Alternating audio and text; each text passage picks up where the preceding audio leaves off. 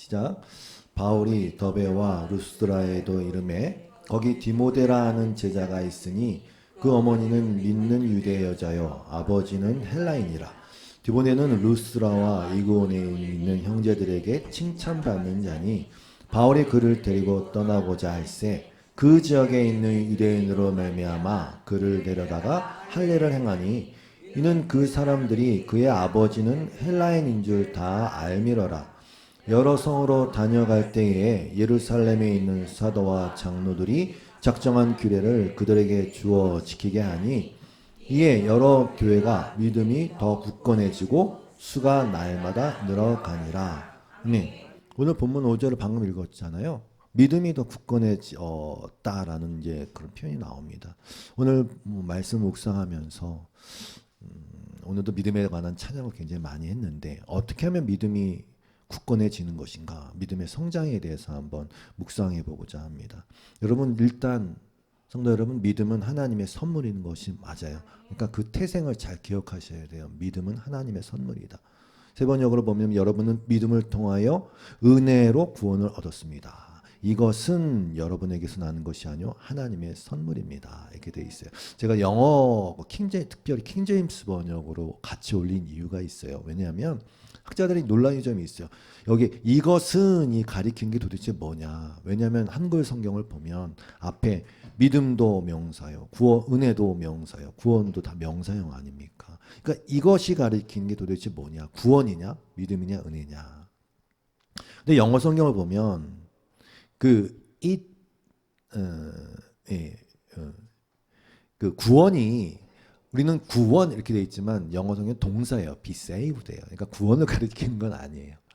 그러니까 결국 이렇게 따져 보면은 결국은 전체 문장을 받든지 아니면 킹 제임스 번역은 특히 그 face 다음에 and 이렇게 세미콜론이 있잖아요. 그래서 face를 바로 받아서 that 그것은 너희 것이 아니다. 이렇게 믿음은 너희 것이 아니다. 이렇게 이어진다고 또 보시면 될 것 같아요. 어려울 거 없습니다. 왜? 보세요. 구원이라는 게 하나님의 선물이에요. 선물은 내가 뭐로 되지 않기 때문에 주어질 수밖에 없기 때문에 선물인 거 아닙니까? 근데 구원에 이르는 어떤 수단이라고 하는 게 막 그게 믿음이든 은혜든 어차피 구원이라는 것이 나에게서 일어날 수 없는 것인데 그 수단이 만약에 내가 가능하면 구원을 선물로 받을 이유가 없어요. 내가 그 수단을 잘 이용해서 믿음으로 그 자의적 믿음으로 내가 구원을 받을 수 있으면 선물로 올 필요가 없잖아요. 믿음으로 은혜로 말미암는 구원은 하나님의 선물이라면 그 믿음조차도 하나님께서 주시는 것이다라고 보는 게 너무 자연스럽죠. 지난 수요일에 이런 말씀을 드렸어요. 뭐 디지털 세상 얘기하면서 이 디지털이라는 게 0과 1로 이루어져 있다고 말씀드렸잖아요. 모든 신호를 0과 1로 변화시켜서 그 반도체라는 것을 통해서 0 됐다, 1 됐다 이렇게 계산할 수 있도록 0 아니면 1이에요. 여러분 율법은 하나를 어기면 하나를 어기는 게 아니라 다 어기는 것이라는 말씀을 여러분 많이 들으셨지 않습니까? 0이 아니면 1이에요. 우리의 행위로 1, 완전함이 될 가능성이 없어요. 그래서 0이에요. 가능성제로. 하나님은 한 분이시거나 아니면 아예 없거나요. 여러 신이 있을 수가 없어요. 여러분 생각을 해보세요. 지금도 막 영토 전쟁, 뭐 지역 갈등 이런 게 있는데 신이 여럿이 있으면 이 세상이 남아나겠습니까? 뭐 영역 싸움으로 신들의 싸움 뭐 이런 게 나갖고 난리가 나겠죠. 믿음도 마찬가지라고 말씀드렸어요. 내가 완전히 죽거나 아니거나일 뿐이에요. 그래서 하나님이 율법에서 여러 가지 말씀을 하셨는데 그 중에 좀 약간 이상한 말씀 하시잖아요. 썩지 말라는 말씀 드렸잖아요. 농사에 관련해서는 포도원에 두 종자를 섞어서 뿌리지 말라고 하셨고 소하고 나귀를 같이 멍에를 메우지 말라고 하셨고 옷을 짤 때는 양털과 배실로 섞어 짜는 옷을 입지 말라고 하셨단 말입니다. 그게 그렇게 하면 효율도 좋을 것 같은데 그렇게 하지 말라 그랬어요. 이게 뭐라고요? 성도 여러분 그 성도라는 존재 자체가 하나님의 100% 하나님의 작품이라는 걸 얘기하는 겁니다. 100% 하나님의 작품. 거기에 뭐 인간의 지혜 조금, 인간의 노력 조금, 인간의 선행을 조금 섞어서 하면 좋을 것 같은데요? 아니요. 그 순간 0이 돼버려요. 0. 그래서 100% 하나님의 작품이 되어야만 합니다. 그걸 말씀해 주신 거예요. 썩지 말아라. 썩지 말아라. 그리고 믿음은 하나님의 선물일 뿐만 아니라 성경은 믿음의 창시자와 완성자를 분명히 적시해 놓고 있습니다. 네, 많이 들었지만 또 말씀드립니다. 믿음의 창시자요 완성자이신 예수를 바라봅시다 그랬어요. 믿음의 주라고 개혁개정, 믿음의 창시자, 믿음의 근원, the founder 예수님이세요. 근데 여러분 이거 묵상을 해보세요. 왜 믿음이라는 것이 예수님이 창시자고 완성자인가? 이 말씀은요, 여러분 태초에 말씀이 하나님과 함께 계셨고 그 말씀으로 세상이 만들어진 거와 비슷한 의미예요. 왜냐하면 믿음이라는 것은, 온전한 신뢰라는 것은 그 대상이 주님밖에 없어요. 그러니까 우리가 말하는 내가 믿어줄게 이런 수준이 아니라 정말 내가 온전히 맡겨드리고 온전히 신뢰하고 그 믿음의 대상자는 절대 변함이 없고 절대 완벽하고 나에게 약속하신 것을 다 이룰 수 있는 분이 주님밖에 없어요. 하나님밖에 없어요. 그러니까 믿음이라는 것은 주님, 진리이신 주님, 변치 않는 주님이 없으면 우리가 성경에서 말하는 그 믿음, 완벽한 신뢰라는 것도 존재하지 않아요. 그래서 예수 그리스도를 믿음의 창시자요 완성자라고 부르는 겁니다. 실제로 믿음의 창시자이신 예수님은 이 세상에 오셔서 참 믿음이 뭔지를 명확하게 보여주셨어요. 어떤 거? 완벽한 신뢰, 하나님을 향한 완벽한 신뢰를 보여주셨어요. 내 뜻대로 마시고 아버지 뜻대로 되길 원합니다. 그리고 예수님이 말씀하신 거나 행하신 것, 그 어떤 것도 아버지의 것이 아닌 게 하나도 없다고 말씀하셨단 말입니다. 완전한 신뢰가 뭔지를. 하나님은 온전히 신뢰하실 만한 분이라는 것을 예수님이 직접 보여주신 거예요. 믿음의 창시자예요. 심지어 하나님의 완벽한 그 외면, 우리가 당해야 할 그 저주, 그 하나님의 완벽한 외면. 여러분 저주는 뭐 돈 떨어지고 쌀 떨어지고가 아니라 하나님의 외면을 받는 게 저주예요. 저주는 하나님이 내 이름을 모른다. 그게 저주예요. 근데 우리가 그 저주를 당해야 되는데 예수님이 십자가상에서 하나님 아버지의 완벽한 외면을 받으셨잖아요. 그때조차도 내 영혼을 아버지께 의탁을 드린다고 하는 온전한 신뢰가 뭔지를, 버림받는 것 같은 상황에서도 내 영혼을 아버지께 맡깁니다고 하는 그 완벽한 신뢰, 그 믿음을 예수님이 보여주신 거예요. 완성자도 예수님이세요. 복음서에 보면 예수님이 이런 표현 많이 하셨잖아요. 이 믿음이 적은 자더라. 어찌하여 믿음이 없느냐. 그게 예수님께서 책망만 하시려고 성적 매기려고 그런 말씀하신 게 아닙니다. 믿음으로 우리를 이끌고 가시기 위해서 그런 말씀하신 겁니다. 오늘 찬양의 내용에도 나왔던 물 위를 걸어오시는 예수님을 보고 자기도 걷겠다고 베드로가 그렇게 걷다가 파도 보고서 시겁해갖고 그냥 물에 빠졌어요. 그래서 막 살려주세요 그런단 말입니다. 그때 예수님이 그러셨잖아요. 믿음이 적은 자야 왜 의심하였느냐, 죽어라 이렇게 안 하셨어요. 믿음이 적은 자야 왜 그렇게 의심하였느냐, 그 다음이 배에 함께 오름에 바람이 그치는지라 이렇게 간단 말입니다. 계속해서 우리의 믿음을 완성시켜 주시는 거예요. 성장시켜 주시는 거예요. 지금도 여러분이 삶 가운데 지난주 한 주간도 무슨 주간이었냐? 믿음의 완성되는 주간. 그렇게 삶 가운데서 여러분의 체험을 통해서, 여러분의 실패를 통해서, 여러분의 물에 빠지는 걸 통해서, 세상에 막 혼란스러운 상황에 그 소식을 들었을 때 여러분이 낙담하는 것을 통해서 믿음이 적은 자야 왜 의심하였느냐, 그냥 두지 않으시고 함께 오름에 그렇게 여러분 가고 계시는 거 아닙니까? 지금 그렇게 우리의 믿음을 완성시켜 가세요. 그리고 하나님의 말씀으로 일하셔서, 성령님이 하나님의 말씀으로 일하셔서 여러분이 매주 듣는 이 말씀을 통해서 여러분이 믿음에 이루고 있는 중이란 말입니다. 믿음으로 믿음에 이른다. 세 번역을 보니까 믿음에서 출발하여 믿음을 목표로 한다. 이것도 좋은 번역인 것 같아요. 정말 와닿는 표현입니다. 정확합니다. 여러분이 스스로 자기의 생명을 창조해내고 존재해낼 수 없듯이 믿음도 그렇게 주어지는 것이며 여러분이 이제 태어났어요. 부모에 의해서 주어진 것이잖아요. 태어나서 보고 들을 수 있게 됨으로 말미암아 성장을 이루어 가듯이 그 첫 믿음, 즉 보고 들을 수 있는 믿음으로부터 출발해서 이제 궁극적 믿음으로 성장해 나가고 있는 중입니다. 저와 여러분이. 그 거듭남의 과정이 성도의 인생의 과정이에요. 그 목표가 뭐예요? 믿음의 목표가 뭐예요? 여기 뭐 믿음을 목표로 합니다. 그 목표로 하는 믿음이 도대체 뭡니까? 어렵지 않습니다. 완전한 신뢰. 어린아이가 되는 것.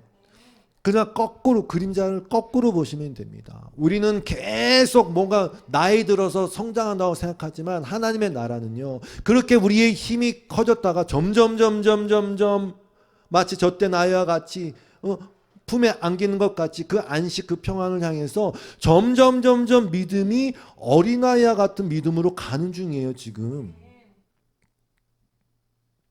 아버지를 향한 무한 신뢰, 완전히 힘 빼는 거, 전적 의존, 우리 신을 벗는 거, 거기로 향해 가고 있습니다. 그게 믿음의 목표예요. 그럼 목사님, 믿음의 시작도 예수님이고 완성자도 예수님이면 도대체 나는 뭡니까? 여러분, 아주 중요한 핵심적 단어가 있어요. 그게 뭐냐면 동행. 하나 되는 법을 배우는 겁니다. 도대체 여러분이 그 믿음 가지고 어디다 쓰려고 그러세요? 뭐 병이라도 낫게 해주고 싶으세요? 그런 믿음도 있지만 성경이 총체적으로 말하는 믿음은 전적 신뢰. 병으로 낫게 해봤자 그 사람 또 죽습니다. 대단한 믿음으로 뭐 이 세상 한번 뒤집어 보시게요? 방석 뒤집어 보시게요? 여러분, 뒤집어 봤자 먼지밖에 안 나와요. 우리가 이 믿음으로 하려는 것은 출발해서 끝까지 주님과 동행하는 법을 배우기 위해서 믿음이 중요한 거예요. 주님이 계속 말씀하시잖아요. 야, 함께 살자. 그래서 예수님의 이 이율배반적 표현이, 모순적 표현이 나오는 것이란 말입니다. 수고하고 무거운 짐진 자들아 다 내게로 오라. 내가 너희를 쉬게 하리라. 근데 멍에를 매래. 이게 사실 말이 안 되는 거 아닙니까? 우리는 다 무거운 짐을 지고 이 고난의 인생을 살고 있어요. 어제 조카 결혼식을 갔다 왔어요. 그 신청곡이 이진실 러브리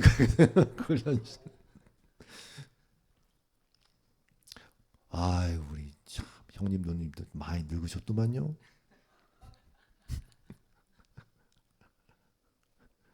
죄송한 표현인데 저는 장례 치를 일만 남았어요. 우린 다 무거운 짐을 지고 이 고난의 인생을 살고 있어요. 그러니까 믿음의 싸움이라는 게 쉽지 않아요.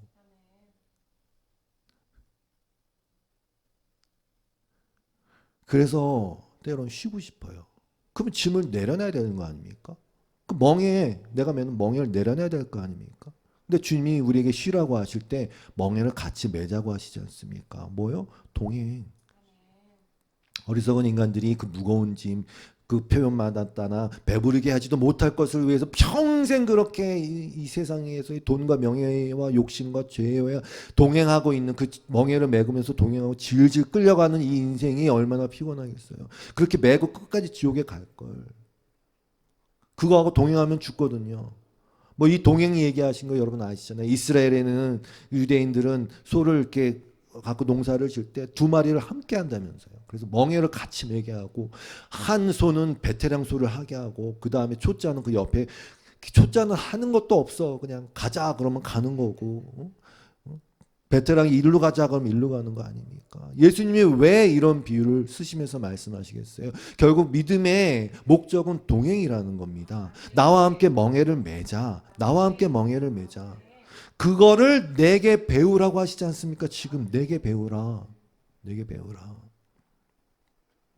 미가서 6장 8절 말씀처럼 너 사람아 무엇이 착한 일인지를 주님께서 이미 말씀하셨다. 너에게 요구하는 것이 무엇인지도 말씀하셨다. 뭡니까? 결국 하나님과 함께 행하는 것. Walk humbly with your God. 동행이라니까요. 동행이라니까요. 겸손히 동행해야 합니다. 주님이 인도하시는 대로 따라가야 합니다. 얼마나 걔가 나대고 싶겠습니까? 멍에를 딱 맸는데 딱 보니까 뭐 늙으멍하니 뭐 이거 아무것도 아닌 소가 옆에 있는, 나는 팔팔한데 얼마나 나대고 싶습니까? 나대지 말란 말입니다. 주님을 따라가란 말입니다. 이스라엘 백성이 출애굽해서 약속의 땅까지 들어가기까지 뭐 했습니까? 동행하는 법 배웠어요. 당연히 하나님이 인도하시고. 근데 그게 그렇게 어렵더란 말입니다. 왜 이 못된 망한이들이 지가 하나님 줄 알고 계속 나대갖고. 신명기 1장 31절이에요. 광야에서도 너희가 당하였거니와 사람이 자기의 아들을 낳는 것 같이. 이거 얼마나 밀착됐습니까? 자기의 아들을 낳는 것 같이. 완벽한 동행. 너희의 하나님 여호와께서 너희가 걸어온 길에서 너희를 안으사 이곳까지 이르게 하셨느니라. 이게 믿음에서 믿음으로거든요. 믿음에서 믿음으로. 근데 우리는 뭐하냐? 이 일에 너희가 너희 하나님 여호와를 믿지 아니하였도다 이렇게 얘기한단 말이에요. 그러니까 하나님이 야 걸어와 걸어와 그러면 걸어오다가 파도 보고 빠지면 다시 배에 이렇게 오르게 하시고, 이 과정을 통해서 결국 베드로도 사도 베드로가 된 거고. 그는 너희보다 먼저 그 길을 가시며 장막 칠 것을 찾으시고 밤에는 불로 낮에는 구름으로 너희가 갈 길을 지시하신 자이시니라. 그러니까 성도 여러분, 끊임없이 주님께로 갑시다. 주님을 봅시다. 그리고 여러분, 예수님이 그러시잖아요. 나는 마음이 온유하고 겸손하니 나의 멍에를 메고 내게 배우라 그랬잖아요. 우리가 주님의 온유와 겸손을 계속 바라봅시다. 그게 나와 있는 게 뭡니까? 십자가. 하나님과 동등되지만 동등됨을 취할 것으로 여기지 않으신 그 십자가. 그냥 때리니까 맞고 도살장에 끌려가는 양같이 가신 그 십자가, 주님의 온유와 겸손을, 십자가를 보시고, 그리고 여러분 그 의미를 알면 주님이 도대체 무슨, 하나님의 아들이 이 땅에 와서 무슨 일을 당하셨고 무슨 일을 겪으셨고 그걸 어떻게 대하셨는지를 알면, 그걸 알면 여러분 잠잠히 따라가게 돼 있어요. 그 앞에 다 꼬꾸라지게 돼 있어요. 그것을 알면 자신을 완전히 내놓을 수 있어요. 맡길 수 있어요. 그리고 그걸 믿음이라고 하는 겁니다. 로마서 8장 32절처럼 자기 아들을 아끼지 아니하시고 우리 모든 사람을 위하여 내주신 그 하나님을 알면, 그리고 거기에 순종하신 예수님을 알면 그 다음에 무슨 일이 일어날지를 우리는 확신할 수 있다는 뜻입니다. 저와 여러분의 인생에 믿음에서 믿음으로 믿음에 이르는 성장의 과정을 우리는 믿을 수 있어요. 그것조차도 믿을 수 있어요. 복음을 알면 알수록 하나님을 향한 전적인 신뢰가 만들어지는 것이고, 그렇게 하나님과 동행하는 성전으로 저와 여러분이 계속 지어져 가는 거 아닙니까? 이것만큼 완벽한 동행이 없습니까? 하나님이 없습니다. 하나님이 거하실 처소가 된다. 그래서 믿음이라는 것은 성장할 수밖에 없어요. 살아있다는 것은 반드시 자라게 되어 있다는 것 아닙니까? 그 믿음이 살아있다는 증거입니다. 만약에 처음부터 끝까지 벽에 걸려있는 박제 같다? 와 정말 안 변한다. 와 똑같네. 그 좋은 게 아니에요. 성장이 중요한 거지. 그게 살아있다는 것이니까. 그래서 믿음은 행동을 유발할 수밖에 없어요. 야고보서 2장 26절 말씀처럼 영혼 없는 몸이 죽은 것 같이 행함이 없는 믿음은 죽은 것이니라. 사도 바울과 야고보가 싸우는 게 아니라 서로 보완을 해주는 거예요. 왜? 인간이란 존재가 그렇게 자기한테 유리한 쪽으로 뭔가를 왜곡해서 쓰는 특기가 있거든요. 그 아들한테 야 건강이 최고야. 공부 안 해도 돼. 건강이 최고야. 이 말은 공부를 하지 말라는 것이 아니라 건강에 신경을 쓰라는 거 아닙니까? 건강해야 공부할 수 있으니까. 야 우리 아버지가 공부하지 말라 그랬어.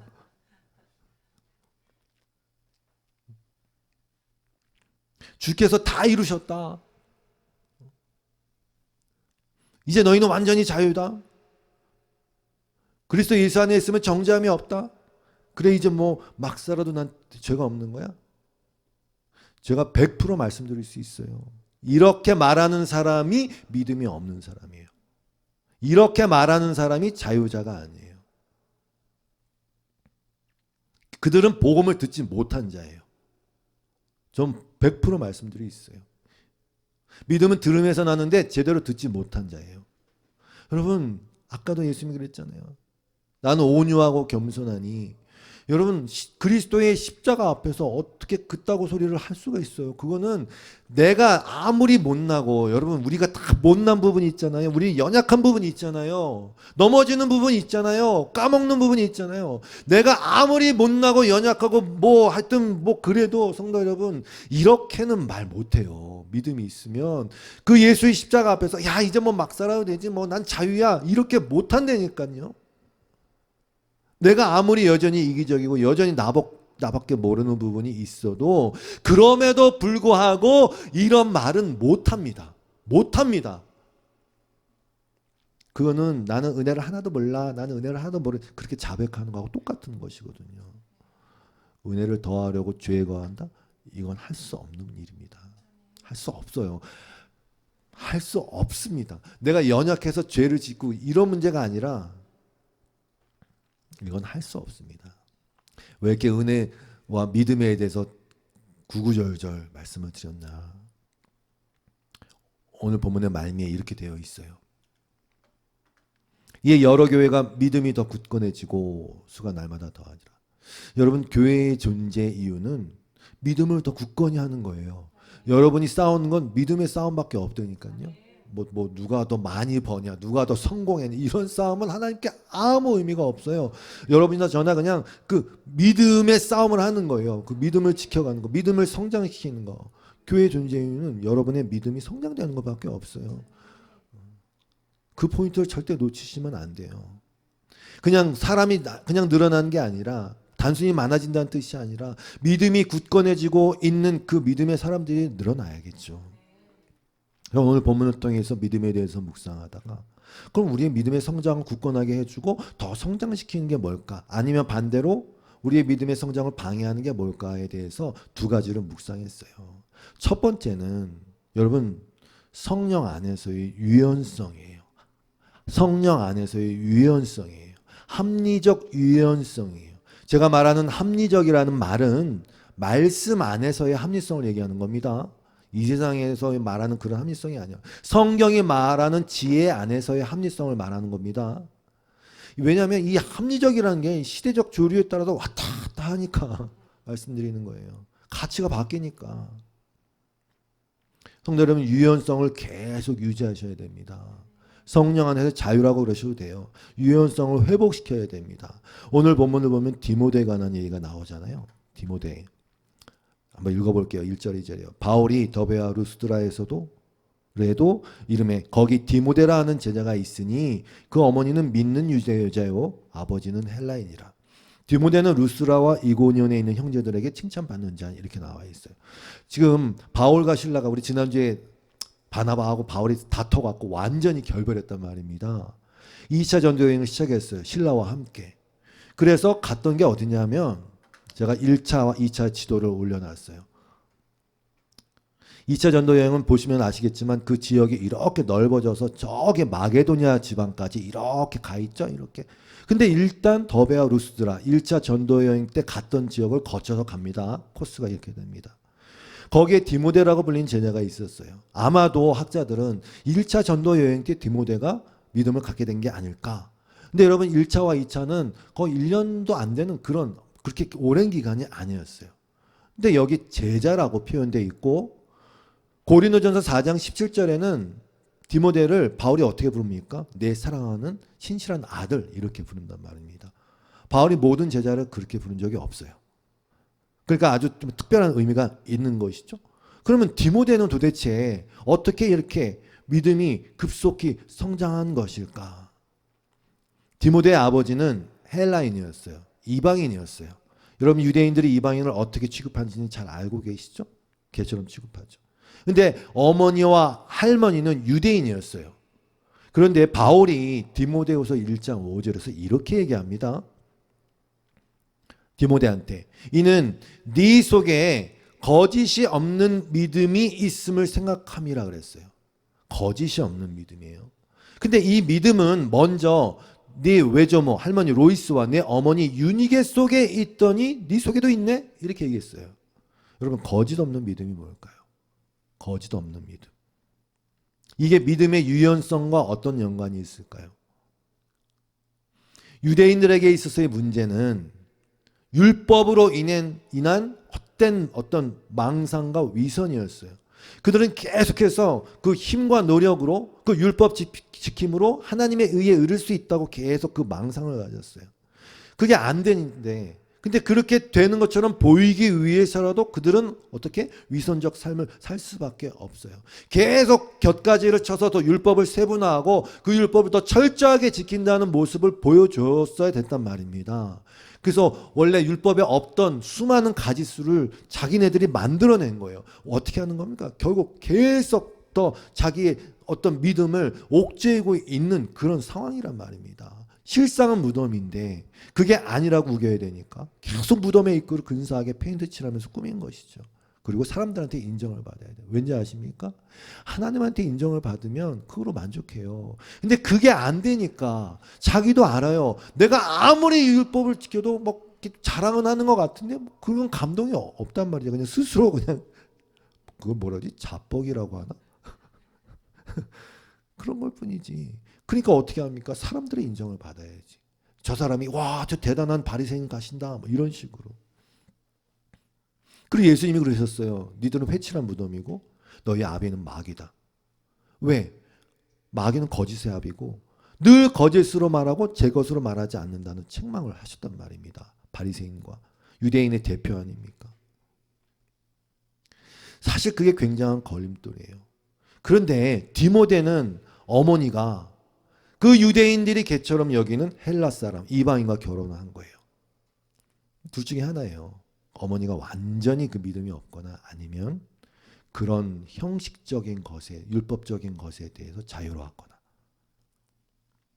덜 매여 있었던 것 같아요. 제가 지금 말한 게 뭐냐면 거짓 없는 믿음에 대해서 말씀드리는 거예요. 지금 디모데가 갖고 있었고 할머니, 어머니 갖고 있었던 그 거짓 없는 믿음. 그리고 오늘 본문에서 보듯이 이 어머니는 디모데에게 할례도 행하지 않았어요. 원래 유대인의 신앙은 목에 그런 게 있어요. 어머니 따라서 이렇게 가는 게 있단 말입니다. 근데 사도 바울은 그걸 보고 말한 거예요. 거짓이 없는 믿음, 순수한 믿음, 가식적이지 않은 믿음, 보이려는 믿음이 아니라 사람들의 인정을 받으려는 믿음이 아니라 그 믿음이 먼저 너의 할머니와 어머니에게도 있었는데 그러니까 그들은 알았던 것 같아요. 그 할머니도 어머니도 그러한 것들로 하나님의 의에 이르거나 구원을 받을 수 없다는 사실을 안 것 같아요. 물론 성령의 감동으로. 어찌 보면 그들이야말로 원래의 그 율법의 원래 뜻, 그 할례의 원래 뜻, 즉 마음의 할례를 하는 게 진짜 할례야. 그 뜻에 그 말씀에 더 가까이 있었던 것이란 말입니다. 성도 여러분, 여러분이 생각하는 강한 믿음이 뭔지 모르겠지만 거짓 없는 믿음이 강한 믿음입니다. 순전한 믿음. 골로새서는 계속 성도들에게 경고의 말씀을 합니다. 그러면 여러분이 그리스도 예수를 주님으로 받아들였으니 그분 안에서 살아가십시오. 여러분은 그분 안에 뿌리를 받고 세우심을 입어서 가르침을 받은 대로 믿음을 굳게 하여 감사의 마음이 넘치게 하십시오. 그러니까 감사의 마음이 넘친다는 것은요, 순수하게 하나님이 주신 그 은혜의 젖을 마음껏 먹는다는 데서 나오는 것이거든요. 그게 믿음을 굳게 하는 거예요. 그런데 계속 갈라디아에서도 그렇고 계속 지금도 마찬가지예요. 지금도 몇몇 교회에서 그렇게 하지 않습니까? 철학과 헛된 속임수로 여러분을 노획물로 삼을까 조심하십시오. 계속 뭔가를 막 짜내서 해내야만 네가 믿음의 인정을 받는 거야. 그것들은 사람들의 전통과 왜 사람들은 다 그렇게 따지지 않습니까? 너 정말 최고야. 너 진짜 너의 피땀 눈물 다 흘려서 이거 네가 이뤄낸 거야. 그 사람들의 전통과 세상의 유치원 원리 아닙니까? 그건 그리스도를 따라하는 것이 아닙니다. 그리스도 안에 머물면 되는 겁니다. 왜? 온갖 충만한 신성이 몸이 되어 머물고 계시니까. 그런 면에서 믿음의 유연성을 말씀드리는 거예요. 여러분, 유연성은요, 쓸데없는 것에 힘을 쓰지 않는 거예요. 보통 운동하는 사람들이 다치는 이유가요, 굳어져 있기 때문에 그렇습니다. 교회에서 사람들이 다치는 이유가 뭐냐? 굳어져 있는 그 가짜 신앙 때문에 그런 겁니다. 계속 비교하고 이런 거. 성령 안에는 자유가 있고요, 믿음 안에는 유연성이 있어요. 은혜는 강력하지만 아주 부드럽고 달콤한 것입니다. 성령님은 불이지만 또한 물같이 부드러우신 분이십니다.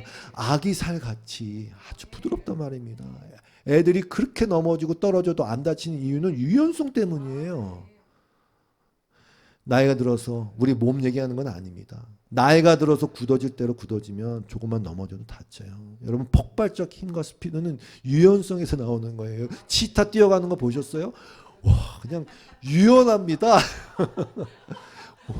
왜 기계가 그걸 못 만드냐 하면 유연성을 따라갈 수가 없어서 그래요. 그래서 바퀴 만든 거예요, 바퀴. 원이 유연한 거예요, 여러분. 사각의 바퀴는 존재할 수가 없어요. 그러므로 성도 여러분, 어린아이와 같은 믿음을 가지셔야 됩니다. 그래서 믿음의 칭찬을 디모데가 받은 거예요. 할머니도 그렇고 어머니도 그렇더라. 너도 그렇네. 너 거짓 없는 믿음이네. 이렇게. 그런데 이제 두 번째. 디모데를 데리고 바울이 할례를 베풉니다. 16절 3절이죠. 바울이 그를 데리고 떠나고자 할세. 그 지역에 있는 유대인으로 말미암아 그를 데려다가 할례를 행하니 이는 그 사람들이 그의 아버지는 헬라인인 줄 다 아니라. 여러분 아시다시피 할례에 대한 바울의 태도는 상당히 거칠어요. 왜? 자꾸 이걸 가지고 그 유연성 있는 믿음을 자꾸 해치려고 하니까, 성령 안에서의 자유를 자꾸 좀먹으려고 하니까. 그래서 함께 동행했던 디도라는 사람에게는 할례를 행하지 않았어요. 갈라디아서 2장 3절에는 나오지 않습니까? 동행했던 디도는 그리스 사람이었는데도 그들은 할례를 강요하지 않았습니다. 이것도 이유가 있어요. 여러분 잘 보세요. 디도는 왜 할례를 행하지 않았냐면 디도는 완벽한 그리스 사람, 즉 이방인이었어요. 그런데 가짜 신도들이라고 표현이 됐는데 자꾸 그것을 해야만 해 그걸 주장하는 가짜 신도들이 와서 우리를 노예로 만들려고 한단 말이며, 다시 그 굳어짐 가운데로, 다시 부자유함 가운데로 자꾸 몰래 들어와서 그렇게 하려고 한단 말입니다. 거기에 대한 반작용이에요. 이게 유연성입니다. 그러면 반대로 디모데는 또 왜 그렇게 했냐?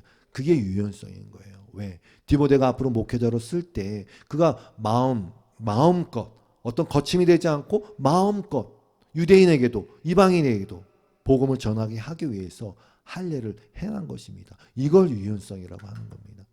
고린도전서 7장 17절 이하에 보면 이런 내용이 있어요. 각 사람은 주님께서 주어주신 분수 그대로, 하나님께서 부르신 처지 그대로 살아가십시오. 이것이 내가 모든 교회에서 명하는 지시입니다. 이건 명령이라는 뜻입니다. 이건 했으면 좋겠다가 아니에요. 이게 유연성의 출발이거든요. 할례를 받은 몸으로 부르심을 받은 사람은 굳이 그 할례 받은 흔적을 지우려하지 마십시오. 야, 바울이 할례 보고 엄청 뭐라 그랬어? 다 잘라버리라 했어. 야, 다 지워. 그러지 말어 라는 것입니다. 할례를 받지 아니한 처지에서 부르심을 받은 사람은 굳이 할례를 받으려고 하지 마십시오. 왜? 할례를 받은 것이나 안 받은 것이나 그것은 문제가 아니고 하나님의 계명을 10년 가운데 지키는 게 중요하거든요. 그러므로 각 사람은 부르심을 받은 그때의 처지에 그대로 머물러 있으십시오. 헛짓거리하지 말란 뜻입니다. 믿음은 그런 문제가 아니니까 나대지 말란 뜻입니다. 엉뚱한 데 힘 빼지 말라는 뜻입니다. 집중할 것에 집중하라는 뜻입니다. 남들이 그거 한다고 덩달아 하실 필요 없습니다. 우리는 이미 할례든 무할례든 그게 나의 구원이나 믿음에 어떤 영향을 줄 수 있는 게 아니라는 것을 알고 있으니까. 고린도전서 9장 19절이에요. 나는 어느 누구에게도 매이지 않는 자유로운 몸이지만 여러분은 다 그런 삶을 사실 주면 축복합니다. 그런데 많은 사람을 얻으려고 스스로 모든 사람의 종이 되었습니다. 이게 유연성입니다. 유대 사람들에게는 유대 사람을 얻으려고 유대 사람 같이 되었고, 율법 아래에 있는 사람들에게는 율법 아래에 있지 않으면서도 율법 아래에 있는 것 같은 사람이 되었습니다. 율법이 없이 사는 사람들에게는 내가 하나님의 율법이 없이 사는 사람이 아니라 중요한 표현이에요. 율법이 없는 게 아니라 율법이 말하고자 하는 그 참 의미의 온전체이신 그리스도의 율법 안에서 사는 사람이 되었지만 율법 없이 사는 사람을 얻으려고 율법 없이 사는 사람처럼 되었습니다. 같이 읽죠. 22절 시작. 믿음이 약한 사람들에게는 약한 사람을 얻으려고 약한 사람이 되었습니다. 나는 모든 종류의 사람에게 모든 것이 다 되었습니다. 그것은 내가 어떻게 해서든지 그들 가운데서 몇 사람이라도 구원하려는 것입니다. 나는 복음을 위하여 이 모든 일을 하고 있습니다. 그것은 내가 복음의 복에 동참하기 위함입니다. 여러분, 모든 종류의 그릇의 모든 것이 될 수 있는 게 뭔지 아십니까? 물이에요. 유연성. 바울이 그런 얘기를 하는 거예요. 물은 약한 것 같지만 바위로 뚫어낼 수 있거든요. 그래서 바울은 집중해야 될 부분에 집중하자. 야, 우리가 믿음에 집중하자. 저 사람이 믿음의 사람이 되는 것에 집중하자. 다른 게 이건 이런 대로 저런 대로 없다 상관없다. 믿음에 집중하자. 자, 그거고요. 두 번째 믿음을 증진시키는 것은 여러분 행함이에요. 행함. 여러분이 아무리 머리로 나 살 빠질 거야, 살 빠질 거야, 나는 살 빠질 거야. 여러분이 아무리 머리로 상상해도 여러분 살 빠지지 않아요. 여러분이 아무리 머리로 야 근력을 키워 내가 저기 누구처럼 뭐 될 거야. 아니요, 안 됩니다. 반드시 더 버거운 뭔가를 들어야 합니다. 물론 절제된 무게를 들어야 합니다. 아까 얘기한 게 유연성이에요. 분수대로 들어라. 저는 40일 금식이 못합니다, 주님. 분수대로. 그러나 뭔가를 해야 한단 말입니다. 아무것도 안 하고 믿음이 자란다? 아닙니다. 하나님께서 시험을 허락하신 이유가 이것 때문에 그래요. 시험이 없이 믿음이 자란다? 없습니다. 어불성설입니다. 이 말씀을 왜 드리느냐? 오늘 본문 4절을 보니까 여러 성에 다녀갈 때에 예루살렘에 있는 사도들과 장로들이 작정한 규례를 그들에게 주어 지키게 하니 이에 여러 교회가 믿음이 더 굳건해졌다. 이렇게 이어지거든요. 지난 시간 나눴지만 예루살렘 총회에서 결정을 내렸어요. 할례 문제를 발단으로 해서 할례 받아야 된다. 야, 그런 거 하지 마. 그 폐쇄적인 태도 버려. 그리고 이방인들도 성령 받을 수 있어. 구원받을 수 있어. 이렇게 정하고. 그러나 이건 하지 말자 우리. 야, 우상의 잼을 멀리하고 목에 목매어 죽인 거 멀리하고 피 멀리하고 음행 멀리하자. 이거 하지 말자 우리. 이걸 전했단 말입니다. 그리고 그걸 지켰어요. 그리고 믿음이 성장했어요. 여러분, 믿음의 유연성과 함께 절제된 행함을 행하셔야 됩니다. 좌로나 우로나 치우치지 말아야 돼요. 유연성 맨날 강조하면서 여러분 식초만 마시면 문어 오징어 됩니다. 근력을 가지려고 단련해야죠. 우리는 성도 여러분, 인간은 근본적으로 나태해지고 싶은 죄된 속성을 갖고 있어요. 가만히 있으면 100% 나태해집니다. 로마서 12장 3절 말씀. 내가 내게 주신 은혜로 말미암아 너희 각 사람에게 말하노니 마땅히 생각할 그 이상의 생각을 품지 말고 오직 하나님께서 각 사람에게 나누어 주신 믿음의 분량대로 지혜롭게 생각하세요. 먼저 이 기초를 꼭 기억하시고 내게 주신 은혜로 말미암아 이걸 꼭 붙으셔야 돼요. 여기서 출발하셔야 돼요. 내게 주신 은혜로 말미암아 그 은혜를 소중히 여기는 마음과 자세에서 모든 것이 나와야 돼요. 그게 첫 번째입니다. 그 다음에 두 번째는 성도 여러분 지혜롭게 생각하세요. 믿음의 분량대로. 나는 자유롭고 아무 규례를 나에게 주지 않았다? 그게 아니라 아무런 삶의 행동도 없고 다거침도 없고 규칙도 없고 규례도 없다. 그럼 나는 자유다? 그게 아니에요. 그럼 무너지기 딱 좋은 자세란 말입니다. 여러분이 은혜를 소중히 여긴다면, 여러분이 믿음을 소중히 여긴다면 두 가지를 기억하세요. 집중할 것에 집중하시고 유연해지시고 자유롭게 유연해. 예배 때 너무 경직되지 않으셔도 돼요. 틀려도 괜찮아요. 맞고 틀리는 게 어디 있습니까? 하나님 앞에 존귀한 하나님 앞에 전심으로 예배 드리면 됩니다. 순수한 마음으로. 그리고 두 번째, 감당할 수 있는 무게보다 조금 더 무게를 둔 어떤 행동을 하세요. 믿음의 분량대로. 그게 일괄적으로 제가 말씀을 못 드려요. 왜? 다 다르니까. 그러나 은혜 안에서 스스로 정하세요. 그게 뭐 성경이 있는 것이든 기도를 하는 것이든 설교를 듣는 것이든 교회를 섬기는 것이든 뭔가를 희생하고 헌신하고, 이건 뭐예요? 그러네. 뭘 내가 뭐 뺏어 먹고, 그런 거 저 하나도 없어요. 저는 자유합니다, 여러분. 여러분의 믿음을 위해서 하세요. 유연하게 자유롭게 하세요. 유연하게 자유롭게 하세요. 그래서 여러분이 그 거짓 없는 믿음의 당사자들이 더욱더 되셨으면 좋겠어요. 그 균형 잡힌 믿음의 삶이 되셨으면 좋겠어요. 그리고 이 모든 것의 동창역에는 우리 예수 그리스도가 계세요. 믿음의 동행을 하면서 결국 어떻게 되느냐? 동행하면 닮게 돼 있어요. 그래서 예수님을 점점점 닮아가시는 여러분 되시길 바라요. 그리스도 예수의 마음을 점점 품어서 더 온유해지시고 겸손해지시고, 만들어낸 가짜 겸손이 아니라 은혜 때문에 나에게서 나오는 그 주님의 보혈 때문에 나에게서 나오는 그 진정한 낮아짐과 내 자리를 찾아 들어가는 그 겸손과 함께 누군가의 믿음을 위해서 여러분도 희생하세요. 그게 누군가의 믿음을 살리지만 여러분도 살리는 일이기 때문에 말씀을 드리는 것입니다. 우리 찬양하고 마칩시다.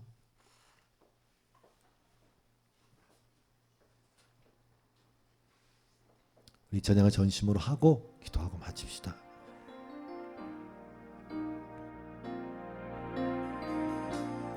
내 삶의 소망,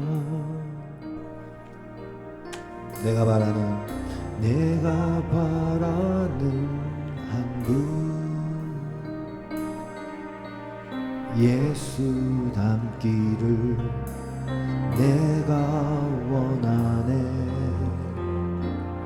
한없는 사랑, 풍성한 긍휼, 예수 닮기 원하세요? 내가 원하네. 예수 닮기를, 예수 보기를, 예수만 높이길 내가 원하네. 내 평생 소원, 예수 닮기를, 예수만 닮기를 내가 선포할까? 완전하신 예수, 완전하신 예수, 새롭게 하시네. 새롭게 하시네.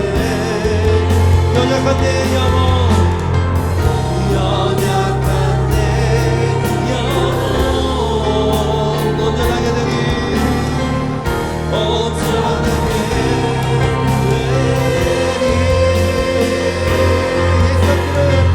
예수 닮기를, 예수 보기를, 예수만 높이길 내가 원하네.